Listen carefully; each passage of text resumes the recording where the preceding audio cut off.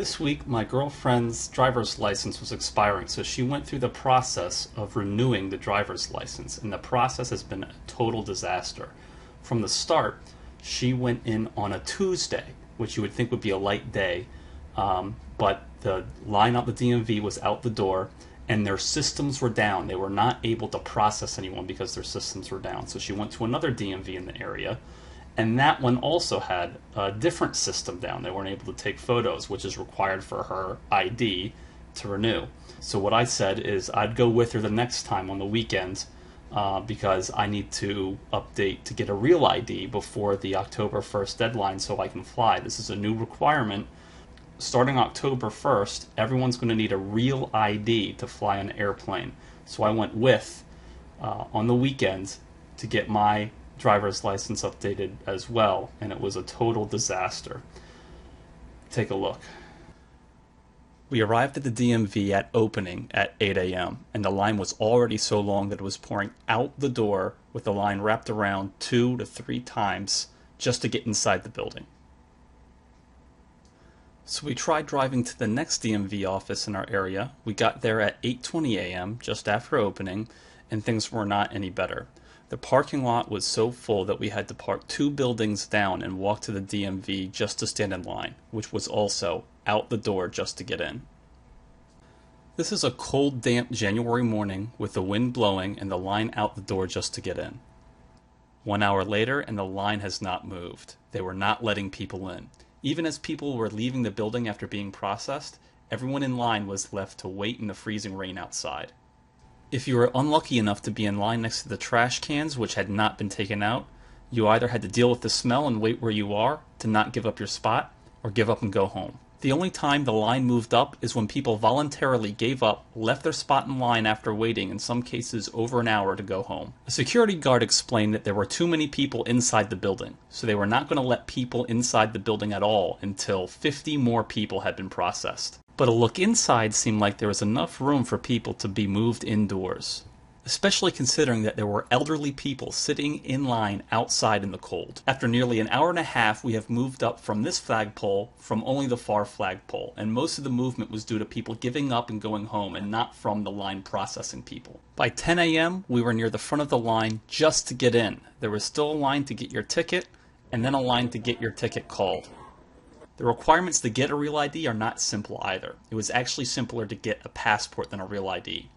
You'll need to have with you a birth certificate or a passport to prove your identity, a W-2 tax form or your social security card to prove your social security number, 2 forms of address proof, like a utility bill, a current driver's license if you already have one and are just renewing, or a voter card, and proof of name change if you've ever changed your name. Waiting to have your ticket called does not happen quickly, and it isn't just because of confused customers. Tellers are slow to process people, and as we're seeing, sometimes sit with their window completely empty for long periods of time before calling another person up to be processed. Even after you get your ticket called with your documents perfect, you can have issues. There was a woman in line next to me that was trying to explain to the DMV window teller that her birth last name was now her middle name after she got married, and the teller couldn't understand. She was arguing with the lady over what her name was. Even after telling her that her maiden name is now her middle name, the teller didn't get it. She was delayed a long time and needed to get a manager to explain to the teller that she knew her own name. This isn't to pick on DMV employees. They have hard jobs with tough situations, but it's clear that the current process is not able to meet the demands.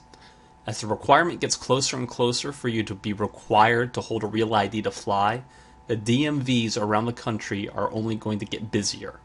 Massive amounts of people are not going to be willing to go through this process for their ID, which means it'll create a class of people that will be unable to travel.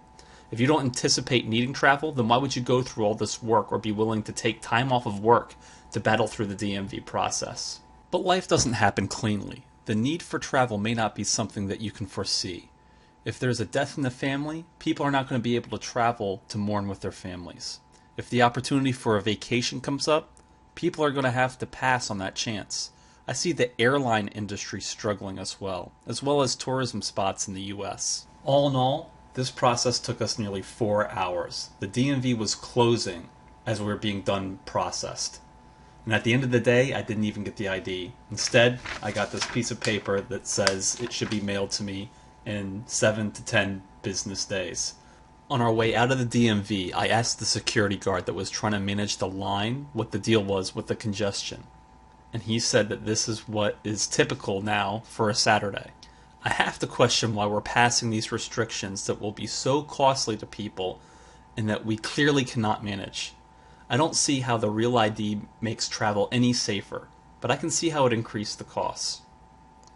Some have even suggested that it puts Americans more at risk due to the centralization of the access to all the state's databases.